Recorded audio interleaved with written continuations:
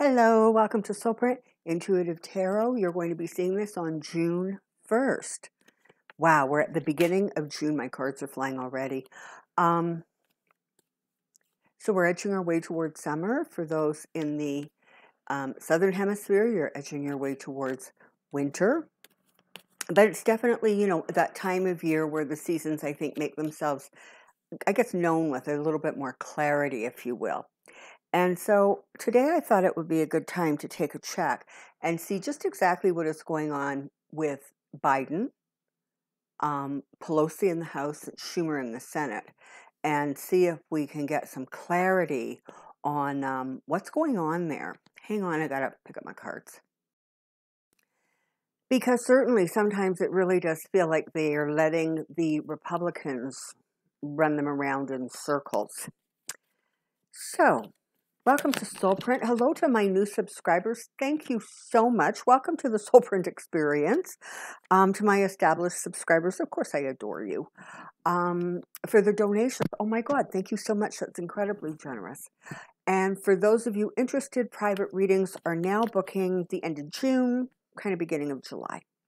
And if you want one or you want some information on one, in the description box below is the email address that you can reach out to me at. It is soulprint888@gmail.com, but that information is underneath. So here we go. Let's take a look. I think I'm going to start with the Biden administration. Let's just focus in on Joe and Kamala and see what's going on there. Oh, before I forget, I am hoping for my next video this week, which will be probably on Friday, I want to do a Ask the Pendulum video. So for those of you who have yes, no questions, please send them to me in the comment section below, and I'll make a list of them, and we will tackle them. And for those of you who like to follow along with your own pendulums, that should be out Friday morning. Okay, here we go. Let's take a look.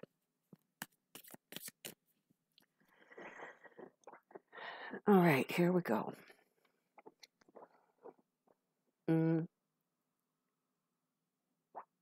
Biden-Harris administration, Biden-Harris administration, Biden-Harris administration.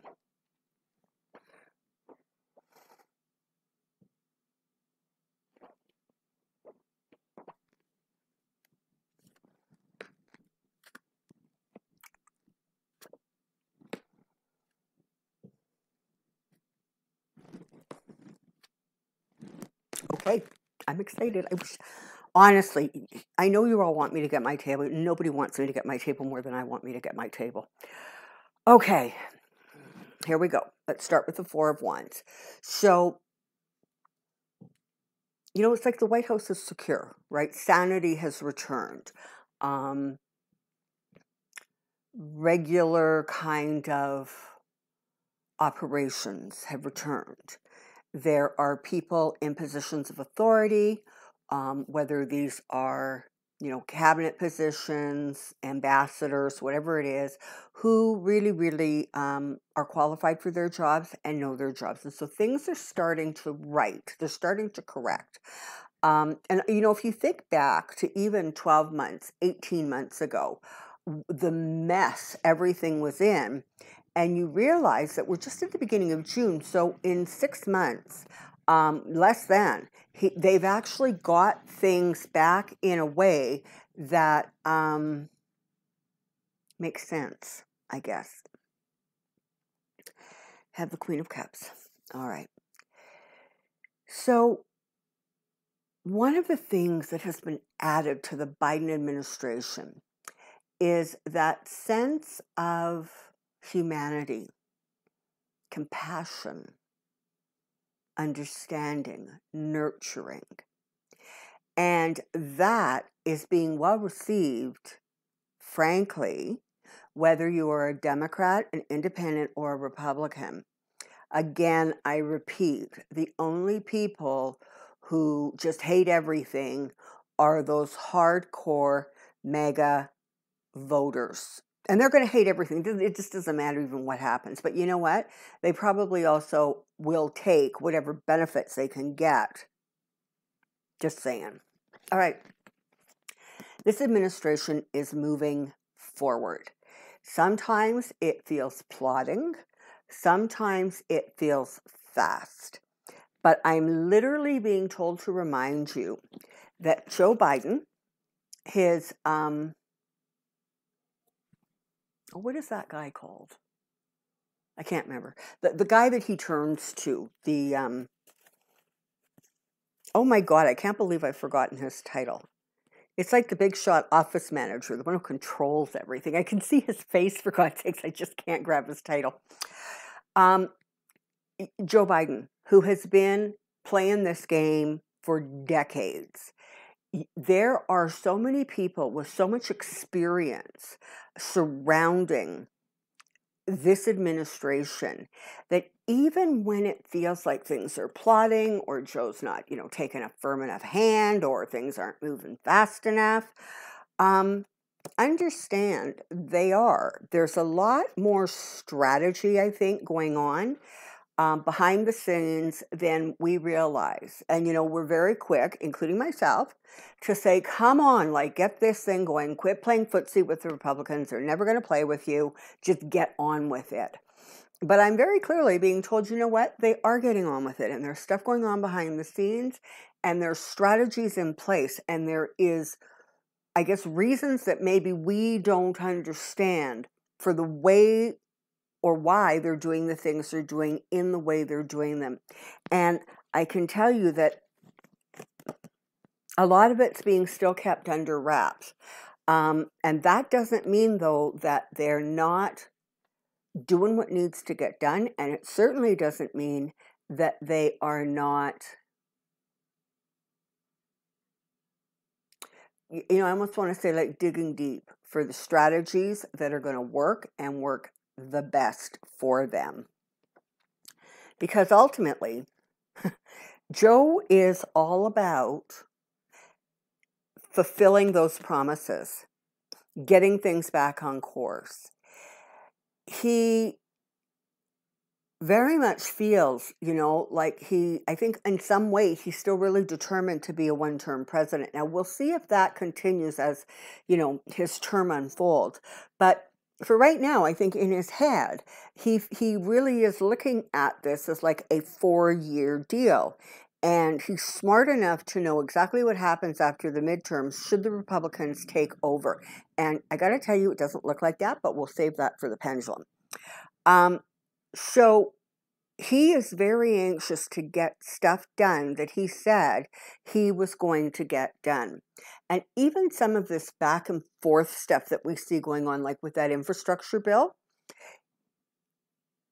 it really was, I know we used to use this phrase a lot because it so wasn't what happened with the other guy, but it really is like a 3-dimensional chess game. I mean, it's not like they do stuff and they're completely blown away and surprised by the Republicans' reaction. They have factored that in.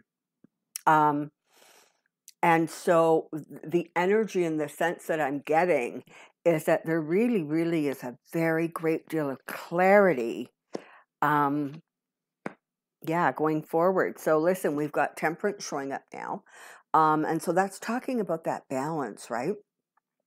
And I think one of the things that it sort of feels like energetically is that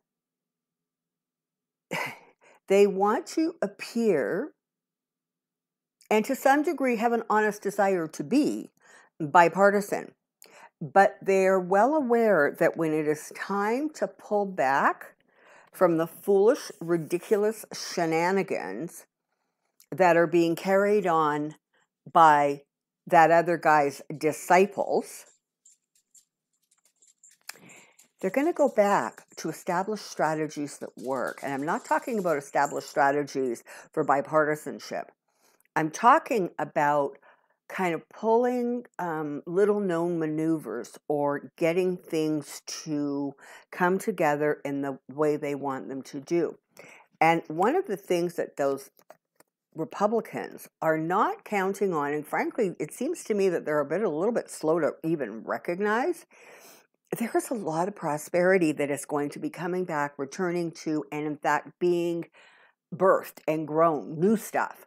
That's coming to the United States. I'm not saying you guys are going to have like the world's best economy in 6 months, but what I am saying is that indeed these are systematic, strategic steps that are being taken to put more and more money in the hands of everyday people who are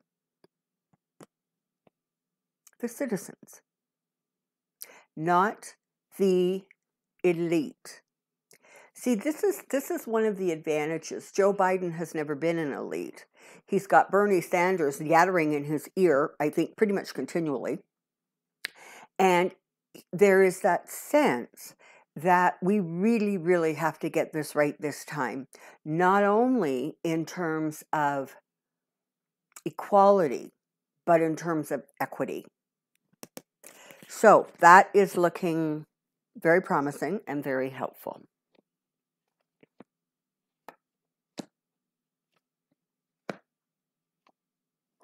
Okay. So again, this is talking to me actually about stability, building in that sense of stability, that groundedness, that hanging on to the best of, and letting that which doesn't serve go away. Okay, so this is honestly, I actually wasn't expecting this reading to be quite this optimistic, to tell you the truth. But there really is this very, very strong energy of things sort of just getting better and better. And you know what? You've got the Wheel of Fortune coming in. And, you know, for once in a really, really long time, the Wheel of Fortune actually is trumpeting, play on words there, a, a good fortune returning and things coming back to normal, and the country being able to move past the destruction and the devastation and the horror that they experienced collectively for the last 4 years. And so the energy really, really is about moving ahead, and moving ahead by connecting with people in terms of communication, in terms of getting the message out, and whether that message is about, you know, supporting the environmental things, supporting the infrastructures, getting, you know, vaccinated. The messaging basically is getting stronger and stronger because, again, there is that sense that it is not about scaring people into doing stuff, which is, of course, what was going on for the last while. But it is more about kind of literally reassuring them, reaching out to their common sense, reaching out to what makes sense. And so I have to tell you, I got to say, this was actually way more optimistic, I got to say, than I was expecting. All right, so I'm going to put these cards back in here. And I want to take a look, I guess, with a little bit more detail on Pelosi in the House and Schumer in the Senate.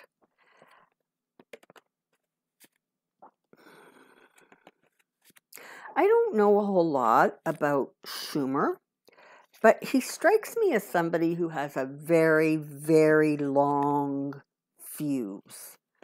And you know, I don't know, but he just has that sort of energy about him. And it makes you wonder if at some point that fuse is going to get lit, or, you know,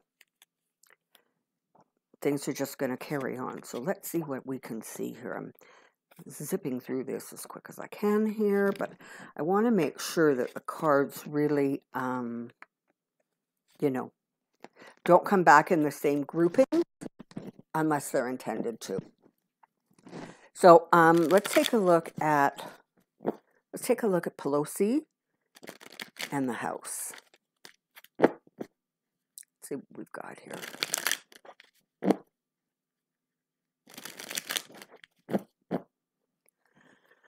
Okay.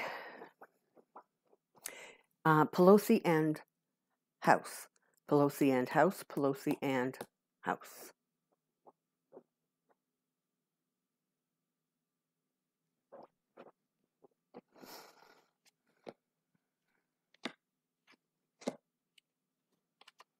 Okay. Wow. Okay. Here we go. I've got the Nine of Cups. And we've got strength. So she is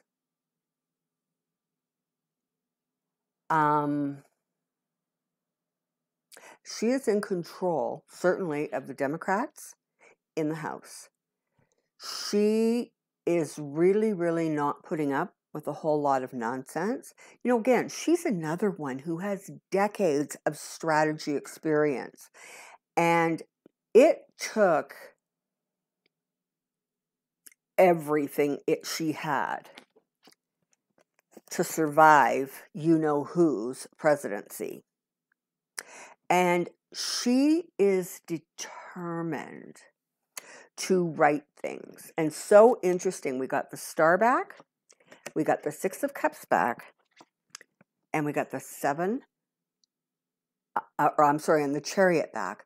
So what you have is somebody who is using her strength, and she is doing everything in her power to fulfill those promises, to get things back on track. And as I've said before, it's never going to quite go back to politics the way it was, but she's savvy enough to be able to pull that which is going to serve her best from the past forward so that she can use it. And you know what? Listen, I don't like Schumer. I don't like that Mark McCarthy guy. Matt, whatever, I don't even know what his name is at the moment. But she sees them very, very clearly. And McCarthy, honestly, is not that much of an opponent for her. He's weak. And so she, I think, has a much easier time kind of getting stuff done and maneuvering around him. And so she does. That's how come things are moving through the House. To some degree, you know, they're still getting a little bit hung up in the Senate, but we'll get to that. So it very much feels like she's sort of on, I was just going to say she's on a winning streak, okay? And so there we have her winning streak. And it feels like she really, really is going to do what needs to be done to,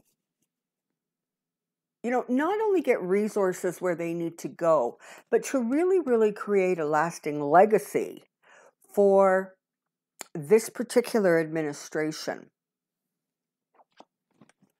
And she does it all the while looking balanced and looking fair and looking strong. So it feels to me as if the House is in a strong position, and that is not really honestly where the trouble is, if you will. So let's once again tuck these cards away, and let's take a look at Schumer. Now, I will tell you, I personally have a little bit more concern about him. But again, we'll see what the cards have to tell us.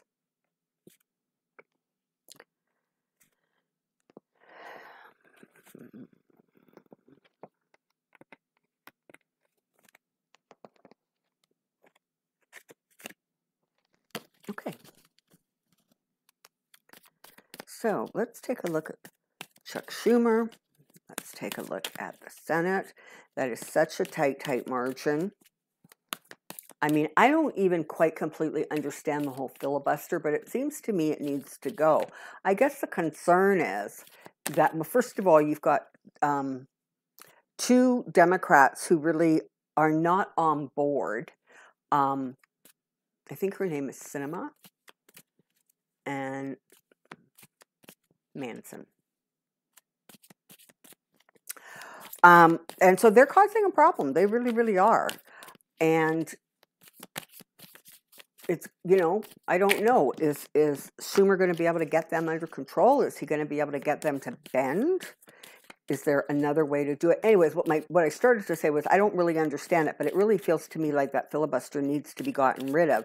I guess, honestly, the concern is if you get rid of it for this party,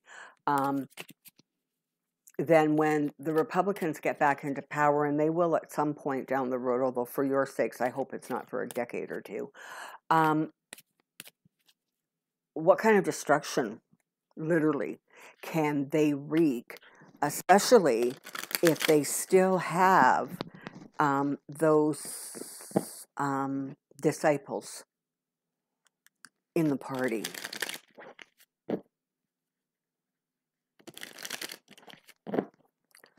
All right, let's take a look at Schumer and the Senate.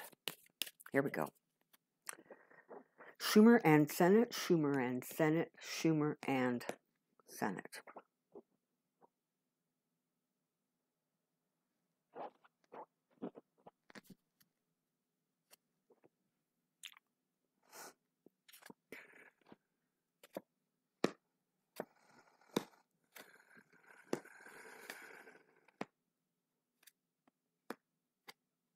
Okay, all right. So we're starting off with the Nine of Swords. So this is a much more difficult fight, in part because no matter what we think of the guy, McConnell, you have to give him credit. He's a brilliant strategist.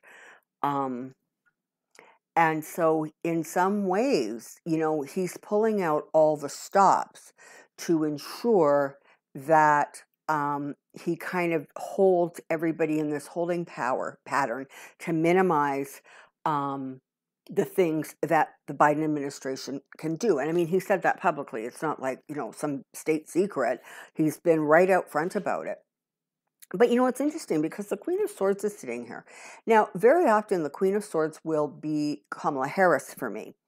And, you know, as she is that 51 vote, that sort of, you know, makes sense. But it's curious, and I'm wondering if at some point she really doesn't become that 51 vote. And I'm not sure how that would work because, again, you have the Republicans just trying to filibuster everything and take it up to that 60 vote margin. And, you know, it really is silly. I mean, you know,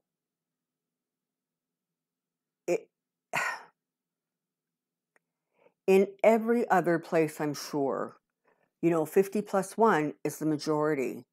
And for some reason in your country with that filibuster, it's like that doesn't work that way. And the margins are so wide. And it's really a shame. Frankly, it's just a shame. So, but what we see here, we've got the world.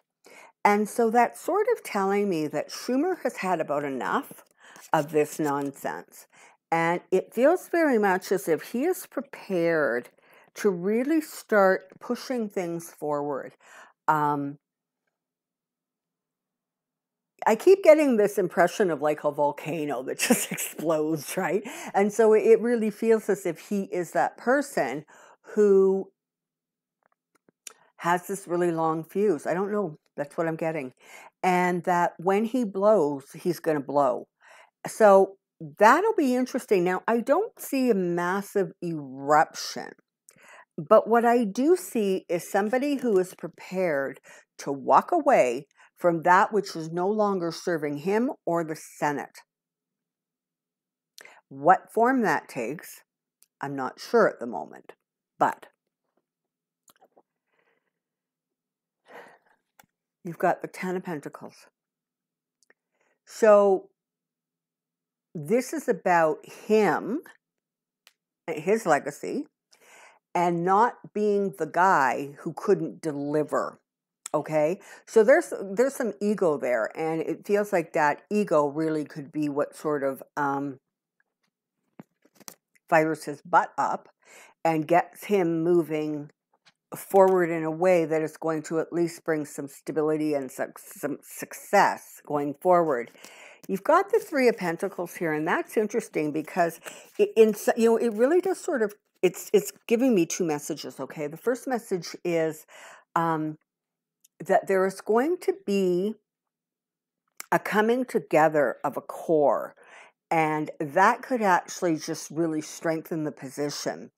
And of course, the other side of it is that sort of dark money aspect of it.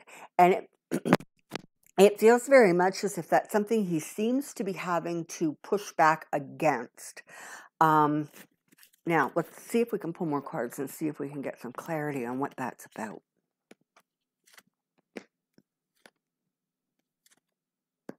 Yeah. So, again, ultimately, it feels as if he is going to be successful at figuring out a way and maneuvering so that he can get the bulk of this stuff done or sorted out.